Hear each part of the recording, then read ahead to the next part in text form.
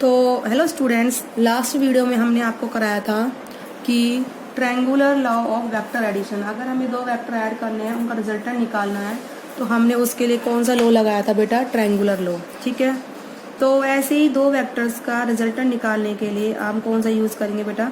Parallelogram law. ठीक है, parallelogram से हम क्या निकालेंगे? रिजल्टेंट वेक्टर को निकालेंगे।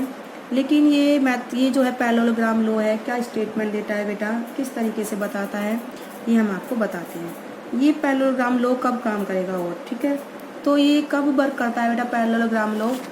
जैसे मान लो दो वेक्टर हैं, किसी भी पॉइंट पर ऑपरेट कर रहे हैं, सेम पॉइंट पर। ठीक है, टू वेक्टर्स ऑपरेट कर रहे हैं सेम पॉइंट पर। जैसे ये इस पॉइंट पर क्या कर रहे हैं, टू वेक्टर्स हमारे क्या कर रहे हैं, ऑपरेट कर रहे हैं। ये वेक्टर ए है बेटा और ये वेक्टर कैसा है, बी है। ठीक है, और अगर ये दोनों ही वेक्टर किसी पॉइंट पर ऑपरेट करे, सेम पॉइंट पर और सेम टाइम पर, ठीक है, तो उसके बाद अगर हम उन वेक्टर्स को देखें ठीक से, तो एक पैरेललोग्राम को रिप्रेजेंट कर रहे हैं। किसको रिप्रेजेंट करें? पैरेललोग्राम की टू साइड्स को। पैरेललोग्राम की अगर हम इसको आगे बढ़ाएं इस तरीके से, तो आपको ये पैरेललोग्राम की टू साइड्स को क्या करते हैं बेटा, ये रिप्रेजेंट कर रहे हैं। ये दोनों वेक्टर इस पैरेललोग्राम की साइड को रिप्रेजेंट कर रहे हैं। ये parallelogram O P Q S, ठीक है, ये दो है, ये हमारा पैरेललोग्राम हो गया। ये इसको रिप्रेजेंट कर रहे हैं कौन? वेक्टर ए और बी, दो साइड रिप्रेजेंट कर रहे हैं इस पैरेललोग्राम की। ठीक है, तो इनका रिजल्टेंट क्या होगा? इस पैरेललोग्राम का डायगोनल। क्या रिजल्टेंट होगा बेटा इसका? पैरेललोग्राम का डायगोनल। ठीक है, तो यही मैंने डेफिनेशन यहाँ पे लिखी है। It state that if two vector acting on A particle, किसी पार्टिकल पर दो वेक्टर ऑपरेट कर रहे हैं, सेम टाइम पर ऑपरेट कर रहे हैं, तो वो एक सेम पॉइंट पर सेम टाइम पर ऑपरेट कर रहे हैं, तो वो क्या रिप्रेजेंट करते हैं? दो एडजेसेंट साइड रिप्रेजेंट कर रहे हैं किसी पैरेललोग्राम की। क्या रिप्रेजेंट करते हैं? Two adjacent sides of parallelogram. तो रिजल्टेंट क्या होगा उनका? Represented by the diagonal of parallelogram. किससे रिप्रेजेंट होगा उसका resultant? By the diagonal of the parallelogram. ठीक है, चलें, तो रिजल्टेंट वेक्टर हमारा हो गया diagonal, that is the R हमने डिनोट करा है। तो इसकी जो लेंथ है वो क्या देगी? मैग्नीट्यूड रिजल्टेंट का, और डायरेक्शन हमारी हम अभी निकालेंगे। ठीक है बेटा, इस तरीके से मान लो जो दोनों वेक्टर हैं ए और बी, थीटा एंगल पर ऑपरेट कर रहे थे। ठीक है, अब यहीं से मैंने एक नॉर्मल डाला, क्यू पॉइंट से एंड पॉइंट पर नॉर्मल डाला मैंने, तो यहाँ पर 90 का एंगल बनाया। इस वेक्टर को मैंने थोड़ा आगे ड्रॉ करा। ठीक है, तो ये दो पैरेलल साइड हो गई, ये एक लेंथ हो गई, एक साइड हो गई, तो ये एंगल थीटा दे बेटा कितना होगा? ये भी थीटा। ठीक है, इस तरह से ये एंगल भी क्या होगा? थीटा। अब हम स्टार्ट करते हैं अपना आगे का वर्क। तो मैग्नीट्यूड निकालते हैं रिजल्टेंट वेक्टर आर का। क्या निकालते हैं? Magnitude of resultant vector R.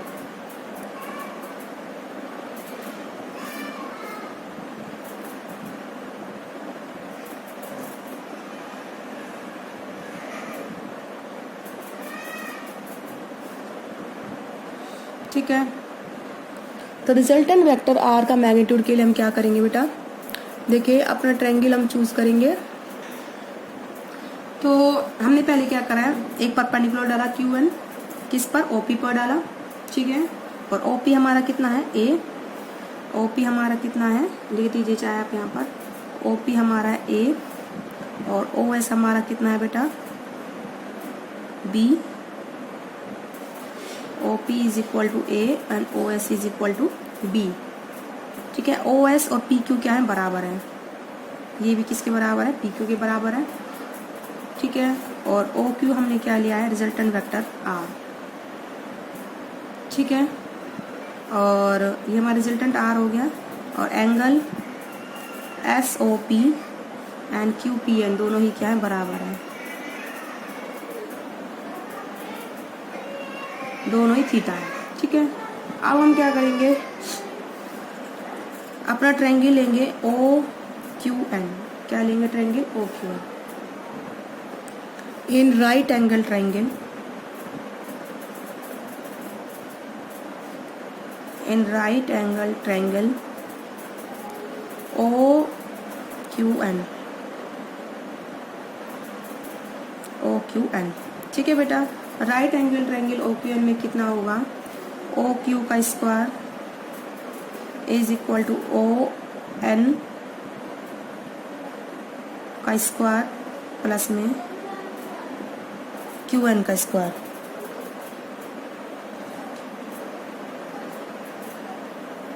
ठीक है, इन राइट एंगल ट्रायंगल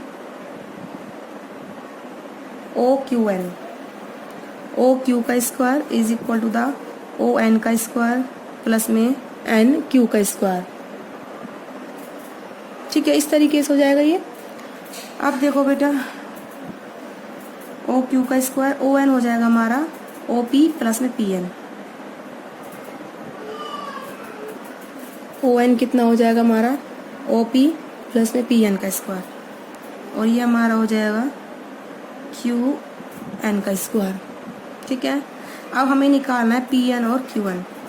तो आप क्या लिखोगे, in triangle P Q N, किसमें पी क्यू एन में पी एन कितना हो जाएगा, देखो कोस थीटा कितना है, बेस अपॉन में हाइपोटेनिस। हाइपोटेनिस ये हमारा ओ एस ओ क्यू बराबर है, ओ एस और पी क्यू ये दोनों कितने बी के बराबर है।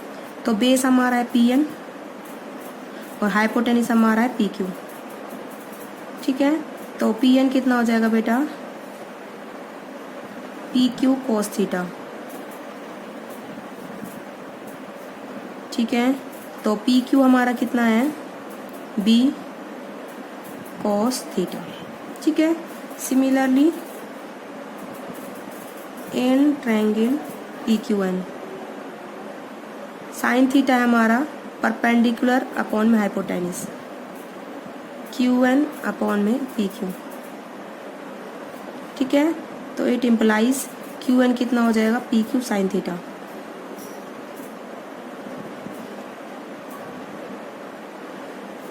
ठीक है, तो पी क्यू कितना है बेटा, बी साइन थीटा। ठीक है, तो इस तरीके से आपने क्यू एन और पी एन की वैल्यू निकाली।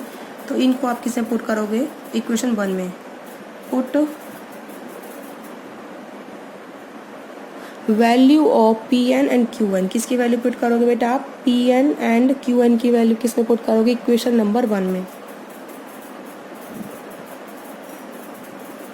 Value of P N and Q N in equation number 1।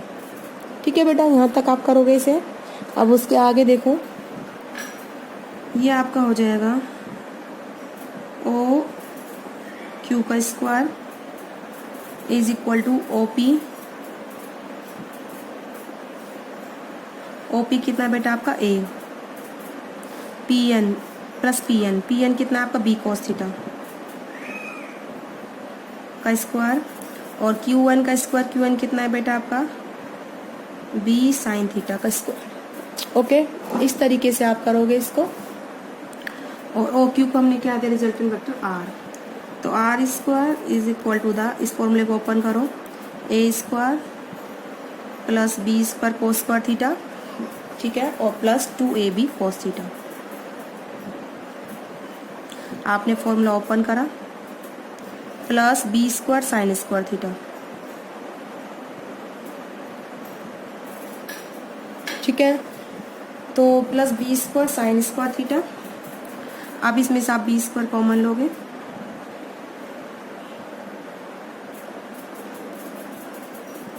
Cos square theta plus sine square theta plus 2ab cos theta.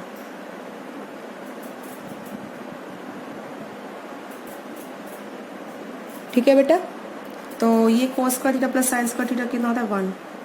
Are square is equal to A square plus B square plus 2ab cos theta, that is your resultant vector. तो R आपका कितना हो जाएगा, under root A square plus B square plus 2ab cos theta. ये आपका बेटा हो गया रिजल्टेंट वेक्टर। ठीक है, अब इसके बाद आप निकालोगे direction of resultant vector R.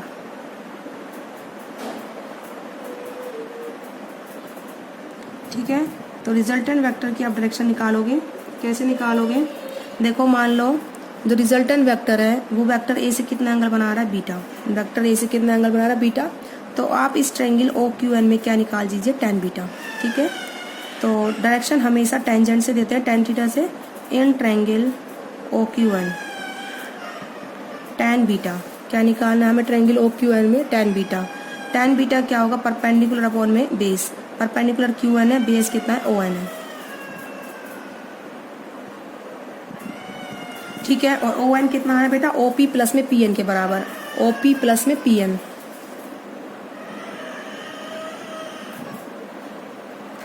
ठीक है। और हमने अभी क्यू एन और पी एन तो हमने निकाला ही अभी। क्यू एन है हमारा B sine theta, O P है हमारा ए, और पी एन है हमारा बी कोस थीटा। देखो क्यू एन अभी निकाला है, क्यू एन कितना है बी साइन थीटा, और P N B cos theta, और ओ पी हमारा कितना है ए, उनकी वैल्यू मैंने पुट कर दी। तो ये हमारी डायरेक्शन हो गई रिजल्टेंट वेक्टर आर की,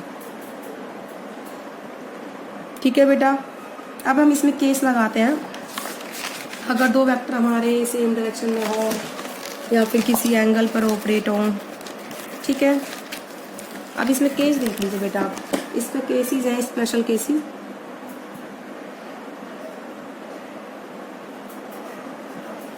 ठीक है। स्पेशल केसेस देखिए, स्पेशल केसेस नंबर 1, अगर दोनों वेक्टर क्या है सेम डायरेक्शन में है, इफ टू वेक्टर्स आर इन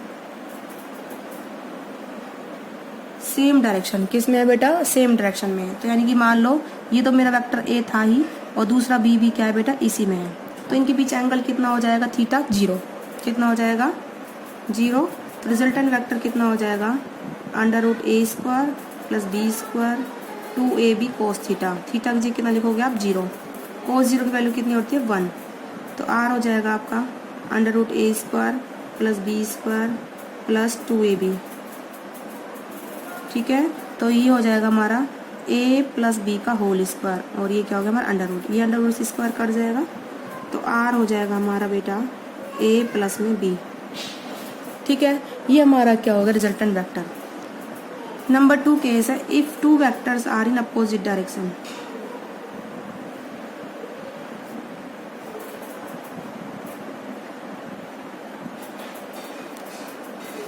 अगर दो वेक्टर्स कैसे हों बेटा, अपोजिट डायरेक्शन में हों। अपोजिट डायरेक्शन में इस तरीके से होंगे, ये मान लो वेक्टर ए है और ये हमारा वेक्टर क्या है बी है, तो इनके बीच एंगल कितना हो जाएगा बेटा 180 डिग्री का,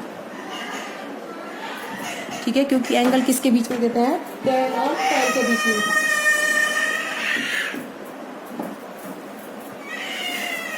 एंगल हम बेटा देते हैं tan और tan के बीच में, ठीक है। एंगल हम tan के बीच में देंगे, तो ये हमारा एंगल हो जाएगा theta is equal to the 180 degree, तो आर हो जाएगा under root A square plus B square plus 2ab cos 180, ठीक है।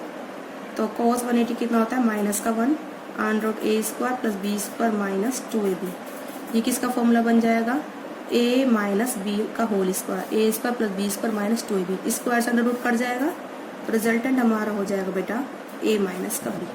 तो ये इसके केसेस थे, किस तरीके से हम करेंगे, अन्य दोनों वेक्टर सेम डायरेक्शन में या फिर अपोजिट डायरेक्शन में है, ठीक है। तो इस तरीके से आप तीसरा केस भी कर सकते हो, when two vectors are right angle to each other, are at 90 degree या फिर are at 90 degree to each other, कितने एंगल पे बेटा 90 पर। जैसे ये मेरा वेक्टर ए है और ये हमारा वेक्टर क्या है बेटा बी है, ये दोनों वेक्टर कितने के एंगल 90 डिग्री पर, तो थीटा कितना हो जाएगा 90, तो रिजल्टेंट वेक्टर हो जाएगा under root A square plus B square plus 2ab cos 90, cos 90 की वैल्यू बेटा 0 होती है, तो ये वाली टर्म 0 हो जाएगी हमारी, आर बचेगा under root A square plus B square, that is your resultant vector. और आप निकालते भी हो, इनका जो वो निकालते हो आप पाइथागोरस थ्योरम से, under root A square plus A square hypotenuse, वो इसी का पार्ट होता है बेटा, ठीक है। तो आई होप आप लोगों को समझ में आया होगा ट्रायंगुलर लॉन्ग वेक्टर एडिशन, इस तरह से हम करते हैं। नेक्स्ट वीडियो में आगे पढ़ाएंगे कि किसी वेक्टर को हम कैसे कंपोनेंट में ब्रेक करते हैं। तो आज की वीडियो में बेटा इतना ही। तो ध्यान रखना, पहले हमने क्या करा है, दो वेक्टर बनाए हैं, फिर एक पैरेललोग्राम बनाया उसी से, फिर हमने नॉर्मल डाला है, फिर थीटा एंगल दो वेक्टर के बीच में, ठीक है। उसके बाद हमने ये ट्रायंगल लिया है, इसमें पाइथागोरस थ्योरम लगाई है, उसके बाद फिर हमने क्यू एन की वैल्यू निकाली, पी एन की वैल्यू निकाली, ठीक है, उसमें पुट करा, हमारा ये फॉर्मूला बन गया। इसके बाद डायरेक्शन निकाली, फिर उसके बाद हमने क्या लिया बेटा केसेस। तो आई होप आप लोगों को समझ में आया होगा। ओके।